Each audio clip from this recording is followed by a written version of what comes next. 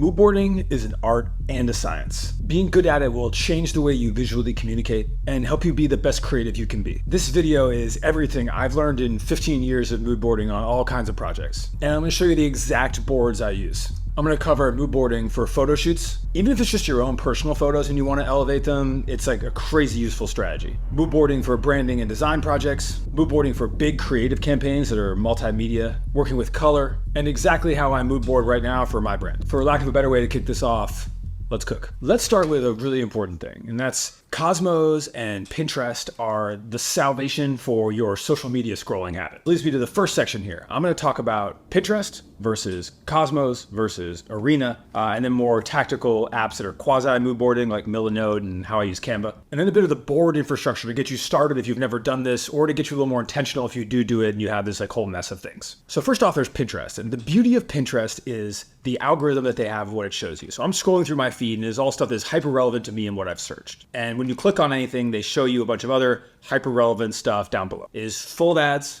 is what it is. I really wish I was like a pro where I could pay to get the ads away. There may be, I haven't actually looked at it. But probably the most useful part of this app and why it is so good and still the kind of just giant inside this moodboarding space is this find some ideas for this board tab. So you start putting some images together. So I've got a bunch of bags in here from like a bag project, and you can click this and they are giving you, based on the images you put in your board, just a grip more that are actually very good and very relevant. And there is no platform with as much acumen in the algorithm as that of the moodboarding apps. And so it's why it's still the best. It's why it's the easiest to kind of navigate and use on your phone, and just a great solution overall. If you don't have to pay for it, great way to start. Then we have Cosmos. So Cosmos is smaller, much more curated. I think they curate this home feed themselves.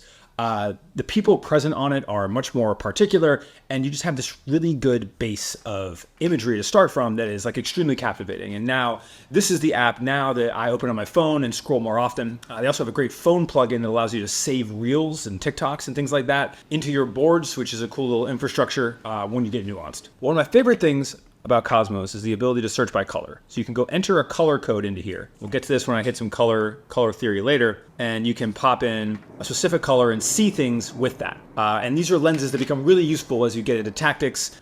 And then we have Arena, are.na. This is the best collection of resources on the internet because tons of real art directors, creative directors, photographers, brand people use Arena every day.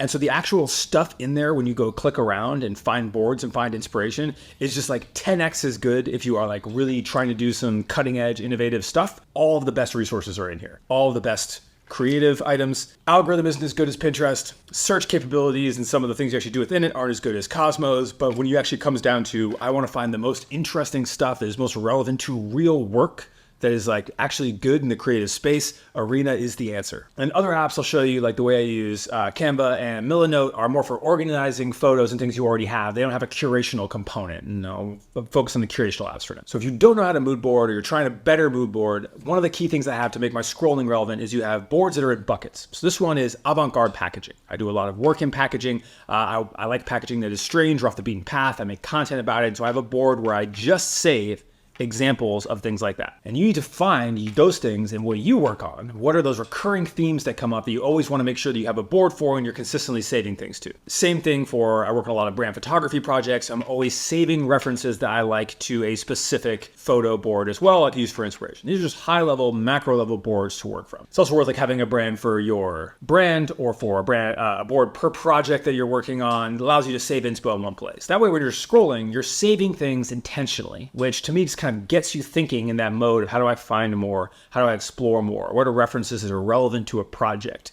Kind of hones your creative thinking in on something that's actually tactical. Now we'll talk about moodboarding for color. So color isn't just a great tool to be able to search by. Color is like a super nuanced thing when you talk about color for a brand or even colors for a campaign or season, or when you're choosing colors, like will your hex codes convert well enough into something that's printed? Like how do these colors actually perform in the world? And I do a lot of like color consults where someone will bring me in just to talk about color on a brand project or rebrand or a campaign. I know that sounds crazy, but then like put it in context, I believe Nike has like a relatively large team. I think it's like 30 or 50 people that work only on color. That like having someone that you call to do like a couple dedicated sessions on color, like isn't that crazy? And one of the things we do on almost all of these is we will make a board in Cosmos, searching those color codes and begin to see what comes up and begin to see how the colors play together. So as you can tell from the way this board looks, we're kind of going from these like darker and lighter sand grays to, kind of more typical sky blue, and playing a bit with how they interact. Because you start with your ideas of what those colors look like. Then you see, like, in principle, you go, okay, maybe this much more saturated blue, like, is actually going to be, like, more interesting. Or maybe we want to be able to introduce, like, a light to dark blue gradient. Capturing things within that color and putting it on a board and organizing it a bit by, like this one's very much like dark to light to some references that we may eliminate. And you begin to kind of organize it and piece it around. And you kind of have a look at how tactically color is shown. Another great example of this from like a rebrand one is we wanted to go with this blue and cream for a rebrand. It's like heavy blue.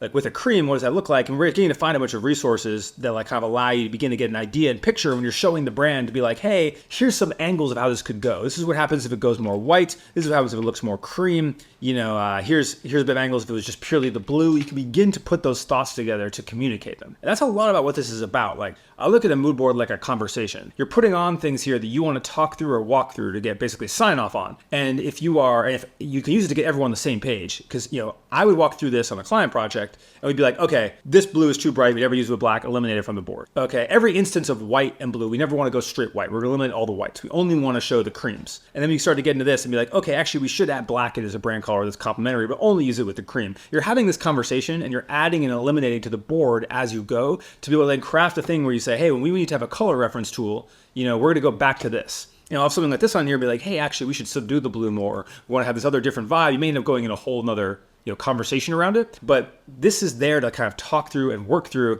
and you'll find that people with creative minds work really well in this scenario of adding a few things to it, changing the order, using it as a conversational tool versus just talking it out or trying to go through that on Zoom without any reference. And this ties into boards for actual projects. So 2 types of mood boards when you're going into branding and design projects, you're doing client work. There are vibe mood boards and there are tactical mood. And I've been in this kick lately where we've been doing lots of smaller mood boards as opposed to like a couple big ones where we'll say, hey, there's a specific vibe board, and then we'll have a typography board, a layout board, a product photography board, a lifestyle photography. This is very mirrored in Van, the agency that I work with as Creative in Residence. That's like very much like their creative director has been taking their boards in a very similar direction where they'll have these kind of like overall brand, like brand vibe boards, then they will have these very kind of tactical, and they'll do it all in Figma. And I think this is a good way to have that conversation, is because then you're really going like choice by choice.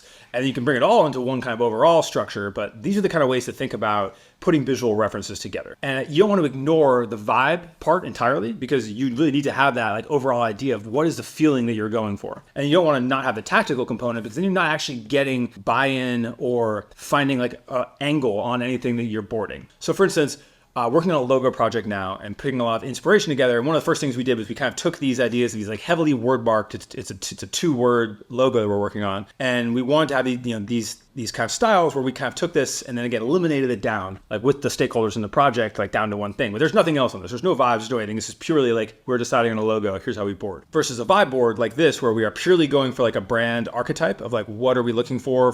I'm on a brand consulting project I was working on where we're trying to basically find a brand that doesn't have a like really strong personality out there and be like, all right, can we lean in one of these directions? And we're really thinking about it through vibe. And this is just a good like overall like charter of like, this is the feeling that we want to embody. And you combine something like that with those individual logo boards, etc., you're beginning to build a real brand experience. And this is the kind of stuff that like makes a difference in having a good unified strategy, something to look back to, and why boards are important. And so then you have the scenario where you want to look at all of these things in one place and creating like a tactical workspace for attacking a number of things. So this is a good example of one that I worked like really extensively on, where this is in Milanote. Milanote is awesome for a certain type of like visual creative where you want to be able to take notes and write things down. You also want to be able to have visual references and like have it all in one place. I'm actually moving a bunch of this workflow that we were doing in here into Canva right now, and I'll show you that when I get to my brand boards, because there's like the way you navigate images and stuff around in here and drag and drop things is actually a little bit easier in Canva for like everyone to interact with, whereas this is like a little more designer focused. And people do this kind of thing in Figma as well if your whole team's in there. But the general idea is you get one big whiteboard area and work it down. So here's how this particular board works for like an overarching campaign where we have designers in here, we have social media teams in here, we have the people actually creating the content in here, and we have project managers. And so literally, there's task lists running down this side. Who's doing what? Checkboxes, that kind of thing. There's briefs that are beginning to come together, like inside this note. And then we'll see things like, here's a bit of like what merchandise and things are looking like. Here's concepts for, there's like a sports team theme and we're talking about like fictional sponsors for them. Here's some kind of ideas and references for that. Like, here's how we're pulling some of the color schemes together. And then it gets into lifestyle photo references and how we want to do it, and like hero shots, but there should always be other people in it. We don't want just one person. We want to have this implied motion. We want to talk about using these spotlights. We want to do type treatments like this. You'll see all these little mini boards with just a handful of references, so it's really tactical, pop up in here. All the way down to how do we want to actually lay out the graphics with the graphic team afterwards, to what does the actual set look like that we're going to be shooting on for some of these shoots where we're using on these big steel walls. All the way over to here's actual social inspiration for the launches of the shoot. Like, here's a bunch of these ideas that we want to go find our own version of. And then we have notes and scripts and things that come together there. Some graphics to show kind of the graphic style overlays we want on the screen. This is all happening inside one Milanote. And this is a blessing for visual people to be able to like look at things like this and talk through things like this and have those direct inspirations and be able to see, oh, this is how this ties in the social media campaign. Oh, well, what if we took one of these things from over here and put it over there? Oh, you guys are using that for the set for the photo shoot. Let's use that inside of the social media video. When you actually end up working with like a 10 or 12 person squad on something, or you're bringing in outside folks, like stuff like this is just inherently super, super useful. And I think this app is like $8 or something. That's a brief interlude that like I, like many of you out there, am addicted to buying creative SaaS tools that like I don't really need. And a big part of like condensing, I'm condensing so much workflow into Canva right now. It's a lot because of that, like especially as I grow the team that works on my stuff. Like I make content, I have a brand, I have freelance projects, and me is an extension. There's designers that work for me full time. There's a VA that works for me full time. I have freelancers I bring in on a lot of projects. I have partners I work with these things on. When we start to get 5 or 6 seats on this, it's not like, oh, I'm paying $30 for Creative Cloud and $20 for this, $8 for that. All of a sudden you're like, now this is all hundreds. And so we're bringing a ton of it into Canva, because I'll show you the whiteboarding function and stuff in there later. And one of the things at the Canva conference that I was at, and this is not, I do paid partnership content with Canva, but this is like a non-related endorsement. They had all this stuff where they were like, they announcing the ability to turn like their whiteboards into like documents and reports. And it was stuff that I was just like, oh my God, like I needed, like this is just gonna save hours of my life and like of my team's time. And so we've been migrating a bunch over there. And I'll show you a bit of that on here. But if you are working as a brand strategist or a project manager or a creative director or an art director, and you're the kind of person that brings this together for the team, and you're like, hey, I'm gonna put all these notes in here. Let's get this folk in. You're actually organizing this as part of the job that you have. You are like an indispensable person. And if you're able to create some of these on some projects and bring that into how you pitch for work and be like, hey, this is how I organize it. This is what this looks like. Again, you're setting yourself up for success by being the kind of person that operates like this. And I'm not gonna act like this is the most sophisticated. There's brands out there and incredible art directors, creative directors who are crushing any of my workflows, but I'm the one here talking to you right now, and I'm giving you more sauce than they will. So now let's look at a brand board. So this is my brand board for the first valuable collection, and it has everything from like, I have my vibe boards I have down here. So like specifically like what is this like look and feel that we are going for as a brand? We have like kind of 2 dualities of that we're talking about. That's always present. It's always there. Then we have the actual line, like what are we producing? That's going into production. This is the reference. So we know what we have there. Same thing here. Little things we're working on, like I'm working on custom hardware for some of these items, we'll reference down there. All of the iconography that we have as a brand that we are working from, all sitting in one place. And then you're going into applications. Like we're working on hats, here's the hat application. Working on shoes, here's some of the shoe application. Working on bags, here's a bit of the bag application. And you can start to see how these come together. Reference bag photo, bag mock-up that I put together, bag reference of what I want to look like from Pinterest, more flat kind of mock-ups of what I'm looking at for like back and bottom and stuff for a variant, all the way over to like individual items that are being worked through, all the way on the side to color references that we're kind of pulling some colors and looks from. And the legend of color, patented color schemes, this dude here who I had the pleasure of meeting while I was in London, but it's just goated. His stuff is on. It's so funny. I'll walk into like, and probably 8 of the 10 like streetwear projects I've worked on, like his stuff is on the mood board, which is funny. So I want to give him his flowers here. And he's also on my mood board. So this is a good example of like a big working board for a brand. And this was the one around our first collection. Now we have a much bigger board as we go, like multi-collection. And look, there are definitely people that keep their boards more organized than mine. I know when I'm looking at a board, what I'm looking at. And if I'm working with people, as you see on that, on the more like cyberpunk board that you showed, like everything's much more labeled. But I'm working myself, I know, like when I pop this board open, we haven't even talked about it yet, but it's just like, hey, like I have my brand references here on the left. I have the colorways down here on the bottom. I have my materials references down here in the corner. I have, well, I'm actually where we're at from in working is in the middle. The future future is here on the right. My art direction hasn't even really started yet. So you can kind of visually see that, but if you're working with people, like labeling all these sections and walking through it becomes more helpful. So this is the board for the shoes that I'm wearing. You may have seen these behind me at some point in here, but these are the first valuable sneakers that I'm doing.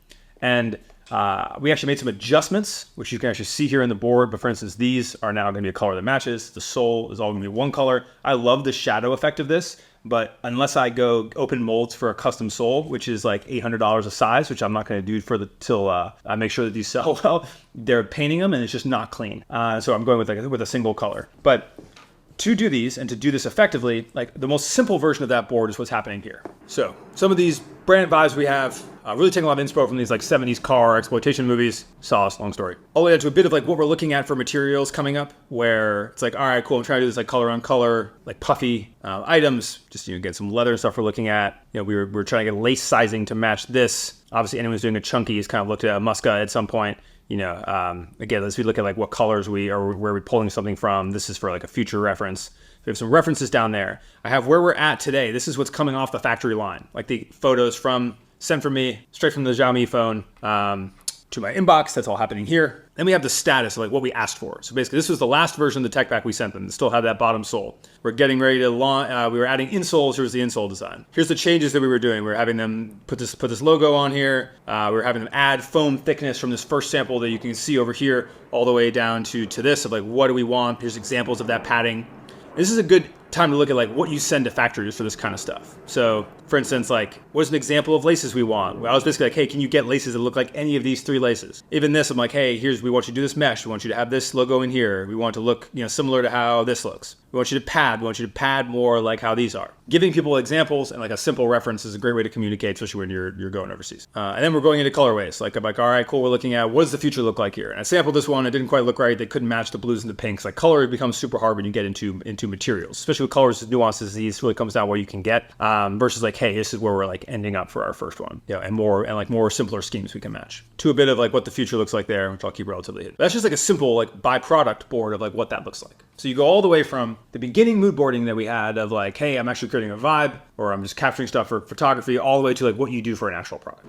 But now I'm gonna talk about the one that's probably the most relevant to anybody. Like even if you're just a creative or you're just a creator or you're an influencer or you just shoot photos of yourself for social media, your friends, or you're all the way up to orchestrating brand shoots, like mood boarding photo and video shoots, but mostly photo shoots is like super crucial between making it good and making it be average. And I'm a huge proponent, something I tell people all the time. You've heard me say it on like the Sweat Equity podcast, said it in videos, like you just need one intentional thing can set anything apart, right? Like, so I'm looking at doing some content for this next valuable release where like I'm doing the same content everyone else does. I'm in a white background studio, but talking about the garments. But we added one thing that's completely different than anyone else has ever done. And all it took was that one thing. It cost me $500 to rent it. And we'll add a huge dynamic element to that will be inherently more viral. And just thinking about that through everything you do, and mood boarding helps that process. So there are 5 buckets and an extra to think about when you are mood boarding photo shoots. If you are really into it, you can make a board for each, but I'd recommend making one board and just incorporating all of them in there so you can talk through with your photographer. The first thing is setting. Where are you going to shoot? So for instance, if we were going to shoot in my house or a friend's house, I would go get some pictures of this area and this couch and put them on the board so we know. And then I'd also get some pictures of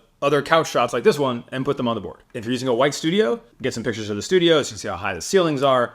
Even if it's just the images pulled from their website, whatever, and then get other white studio imagery that starts to be like, all right, well, how do we make this look the way we want? What's the difference between it showing up at this lighting or that lighting? So setting is one to always capture. And even if you're going to shoot, like street photography, like you're just gonna be, hey, we're just going to go out and wherever we are, downtown Houston, and we're going to shoot. I would reference that too and be like, I would go on the streets that you're going to go on and be like, all right, cool. Like, what does the light look like? Like, all right, do we want to have poles on there? Kind of use a vehicle. Like beginning to think through what do those shoots look like. Like these guys are just at a gas station, but like getting the idea of like, hey, we can shoot this light here is important to get for the setting, especially if you're inviting a photographer to somewhere that they haven't shot before. Give them these references. It's gonna make your shoot go better, guaranteed. Then we have action. You don't want to just stand there in photo shoots. It is awkward. If you are inherently extremely good looking, maybe you can get away with it. But if you're always wondering, what am I supposed to be doing? Working is a great one to work around, right? Like Jerry Lorenzo at his studio doing work is much more compelling than him standing there looking at the camera. This man is taking a photo. Also a compelling way to stand out. What can someone do? What single thing can you add that someone is doing that makes the photo shoot look good. Eating is a really easy one. Always compelling, naturally. Holding something, holding flowers is another great one I've seen a lot of. Reaching and grabbing something, obviously this is a unique perspective for that. Man's out here playing chess. And action ties really well into angle. So for instance, you could talk about a chess shoot. There's a lot different chess, like action plus angle begins to make interesting, right? This is much different than if you're sitting down playing chess in a more traditional view. Same thing with a car shoot. Like, okay, I'm gonna be in the seat next to you, and you're gonna be looking like that. You begin to start to put these items together of like, all right, well, we know we want him to be in the car. He's gonna be in the car chilling, but then the difference is, am I shooting from the back seat to the front seat, side to side? You begin to say, how do I create a mood around that? Another example of angle just like being ultra crucial to make a photo ultimately interesting that is relatively basic. They brought the ladder out with the stick or whatever. Then we have lighting, and lighting is actually crucial to begin to communicate to your photographer what you want to do. You don't need to know how they do it. You just need to be like, oh, if you're using, this needs to be a high flash, this needs to be a strobe, or whatever this is, we need a constant light source. You just need to show them the visual look that you want from light, and then they should be responsible for understanding how to complete it. But there's a very big difference between like flash photography or like something inherently complicated like this, a very specific, like even in studio, but like has a really specific light, all the way to like a full studio lit environment, to a flash photography, to something that actually, like, this looks like a simple photo, but was probably really complex to light. But giving them those references of like, here's what we're gonna do, here's some of the light style that we want it to be bright or dark or whatever it is, that gives down, giving the photographer a toolkit to be like, all right, I'm gonna need this gear, I'm gonna need to be doing that, I can plan this in advance. And they're making that stuff up on the spot, or there isn't a concrete plan, or they're coming with a plan that's different than the vision you have in your head. This is how creative stuff doesn't get to the area where people want it to. Whereas giving a creative something like this as a starting point, and then letting them cook on top of it, be like, oh, what about this? And look at this interesting thing, because their references that they've built on are going to be just as good, if not better. And they're going to be able to bring that together, and you're going to be able to make something awesome. And then we can always talk about, especially if you don't have a big budget for the photo shoot, what are we going to do in edit? Like, what comes after this? Like, all right, cool. Like, we're actually going to make all these, we're going to try to attempt something like this. Or, we're going to collage. What are things you're going to do in post that might make it interesting? Is something else to consider. Specific color correction. It's always worth having a conversation on the edit expectations and think about what you can do to make it just a little bit different, right? Like, this is 4 photos in one, but it's more impactful than any single photo. And then the last thing that isn't like in the core 5, but I like to think about all the time, is behind the scenes. So a good example, like they're doing a photo shoot here. They're capturing a bunch of behind the scenes to be able to use this kind of video, like in design sessions. Like, they're able to note that they want to have a lot of these video clips being captured, like while they're doing whatever session they're doing. Then we're going to talk about new projects, who are the absolute goats of this, where, look, this is just a shot list, making sure they capture BTS like of the photo shoot for a really basic version of this. And so this is just like, okay, making sure we get a bunch of these shots. But you also see they're doing conceptual behind the scenes too, where like they thought of this idea beforehand, and they're actually saying, hey, cool, we're gonna do like a little, we're gonna do a reel where we're actually gonna show everyone at the photo shoot off like one by one with some personality. Like, this was scripted beforehand. Same thing in like a funny item too that they can capture at BDS. And then this, which is like a much more conceptual, like, okay, someone with a gimbal planned out every part of this. Like, they're going into it being like, this BTS for reals is actually more important than the shoot itself. And they're coming at it tactically from that with a bunch of examples. And this is Nude Project, who are like, honestly, like the goats of social media brand content right now, for like just being able to churn out tons of really fun stuff that like takes a decent amount of production, but like is just no matter what catchy in a like very universal way. Like, they're doing a great job. And so I know that may be a little bit more than you bargained for just in like a video about mood boarding, but like it covers the whole gambit, where I'm trying to make it like tactically useful too, about why do these things exist and like how do you use them and what's worth like the reference points. And it really starts with just creating your own boards and scrolling them and using some TikTok time to be Pinterest time or Cosmos time or whatever it is, of just being like, all right, cool, like I'm gonna have my photo references together, or even like the bookmarks on Instagram for those kind of things. Like, I'm a heavy Instagram bookmarker, I have folders for it. And the one pro tip that I will end with is taking time to review your bookmarks and your pins is like massively crucial. On Sunday nights, I take like 45 minutes. I have it booked in my calendar. You can do it anytime during the week or whatever it is, but having like 30, 45 where you're just like, I go through bookmarks now. I decide what I do with them. Do I delete it? Does it belong in a folder? Should it go in a mood board for a project? Is it cool the way it is? Is there any action I can take? Just having dedicated time for that, so you don't just never look at it again, helps you stay organized to put this together. And as a creative, a professional creative especially, like being the person who has a ton of organized references is like a thing that basically helps you continue to get work forever and makes you just that much more effective, because so many creative people just can't put themselves in that box, or just refuse to, when it really is, like, especially nowadays, a differentiator in like actually being able to perform. Anyway, any questions about the process, things like that, please let me know in the comments, and hopefully draw some value. Thank you so much.